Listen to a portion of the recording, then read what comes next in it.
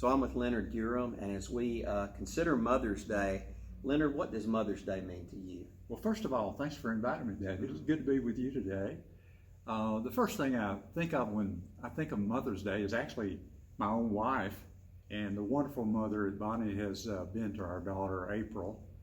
And so it's a lot of fun on Mother's Day to be able to pick out a gift for Bonnie, and particularly a Mother's Day card that has the right wording and the right looks. We have a lot of fun talking about, it needs to say the right thing, and yet it needs to be truthful, and so on. So that's a lot of fun to pick out a card for Bonnie.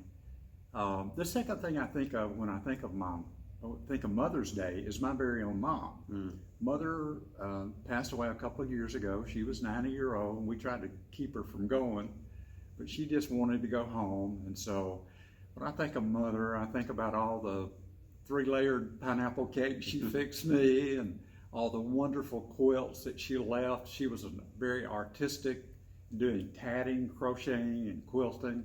So I have a lot of fond memories of my mother.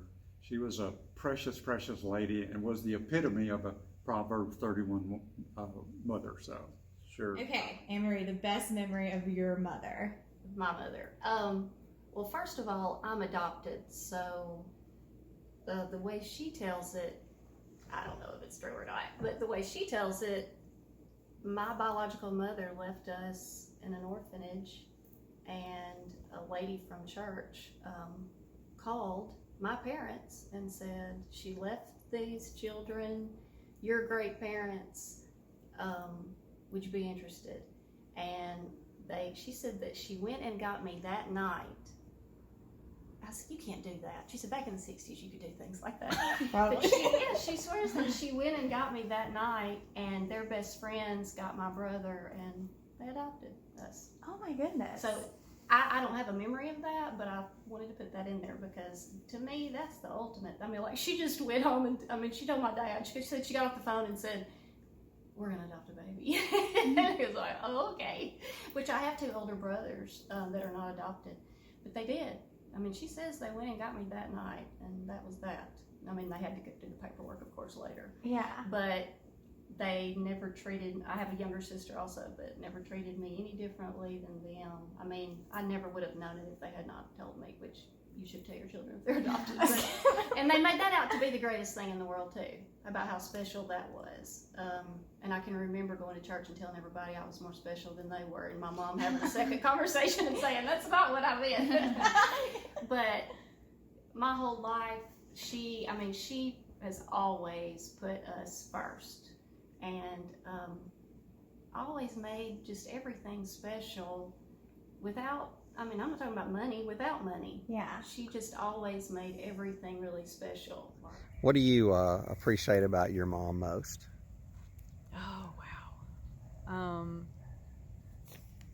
What do I appreciate about my mom most? I guess her wisdom, the life lessons that she has always shared with me. The first tattoo I got is actually in honor of something she told me once. I was very young, probably around 5, and I told her that I was afraid of being an adult. I didn't want to be an adult because I was afraid I wouldn't know how to do it.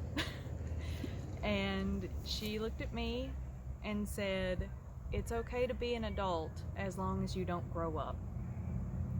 And I have held on to that every day since. What's been the most rewarding thing for you in raising children? Well, I think it's obvious that being a mother is one of the hardest jobs in the world. I think anybody would say that who's ever been a mom.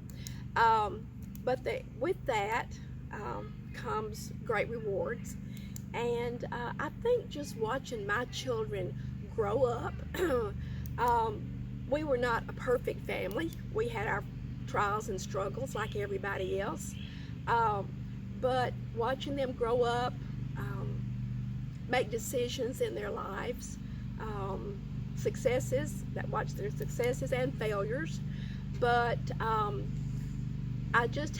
they've just turned out to be wonderful children, and I am just really, really proud of the way They have become such contributing adults, and so I think just watching them grow up and just sharing lots and lots of fun times and experiences with them. So what do you say to young parents right now that have small children, having watched your children grow up? What do you say to them?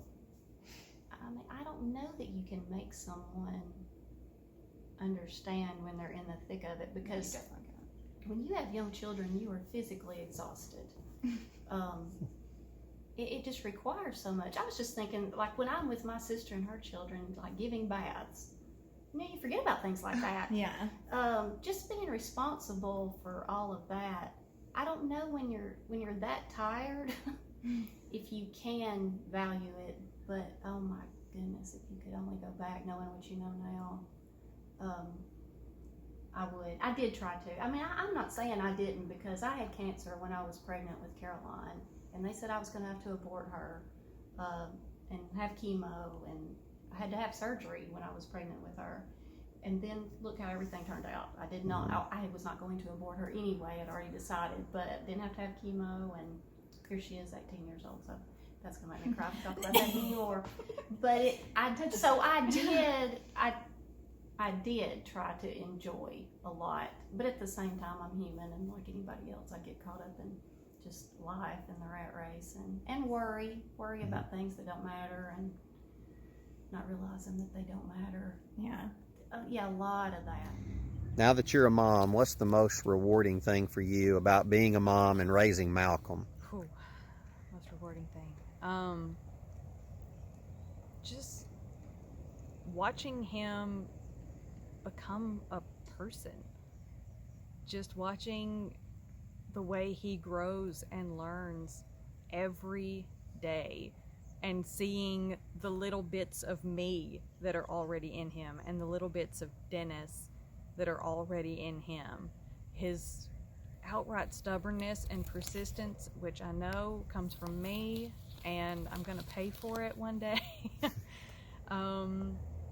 His cold little hands and feet that directly link to me, and now he's developing his own personality, and he is able to identify things he wants and things he needs, and is able to communicate with us better those wants and needs. And it's just amazing watching him grow into this little person, this legitimate little person. What are some of the values that your mother passed on to you, Leonard? Well, a lot of values. Mother was kind. She was gentle. She never raised her voice. She was a teacher more by action than she was words. But the thing probably that stands out to me most of all about my mom was the gift of learning how to forgive. Mother, her parents were divorced at a very young age, and she was raised by her grandparents, and it wasn't the best situation in the world. But Mother forgave, learned to forgive, and she didn't hold grudges. And even in her adult life, she brought this trait into her adult life. And so I've learned to release things and forgive quickly, and I got that from my mother. What a wonderful gift. Wonderful gift. So what's your prayer for your children? Well, I think that's the easiest one. I think it's 3 John 4, maybe, that says the greatest joy that you know is as having your children walk in the truth. That's kind of not the exact wording of it, but I think that it was out of doubt. For me, I'm very blessed that I come from a very rich Christian heritage for several generations. And I pray that my children will continue that with their children and my grandchildren. And I'm so proud of my 3 grandsons now. I have 2 that are older, and they are wonderful Christian boys. And I pray that for my 2.5-year-old as he grows up too. But to continue that wonderful Christian heritage that we've had for generations, and for them just to always. My prayer for Malcolm is that he grows up to be kind and compassionate and empathetic, that he grows up to be intelligent and wise, both, not one or the other, both. That he will do what he loves, and he will be his beautiful little self no matter what anybody tries to tell him to be, and that he will do great things even if it's in small ways. So as we think about Grace Point, we have so many teenagers, children, young people that are here. What are some of the values that you think that we as a church and as parents also need to think about passing on to our children? I think, and I've heard this said, and so I simply repeat what I've heard, probably the most important gift that we can give our kids is the gift of our faith. Our daughter, April, is a wonderful mother, and we have passed our faith on to her. She has 2 children, and she's done the same thing. So I would just say that passing our faith on to our children is the most important thing. And as far as the children at Grace Point, would be Ecclesiastes 12:1. Come to know the Lord at a very early age, and you'll save yourself a lot of heartache. It's not that we don't have problems, but Solomon had a very wise saying when he said, come to know the Lord, your Creator, at an early age. So I think if they do that, then they will save themselves a lot of heartache, and God can use the foundation of a Christian faith to give them a good life. Very encouraging words. Thank you for encouraging our mothers and Yeah. fathers and all the members of our church. Thank you.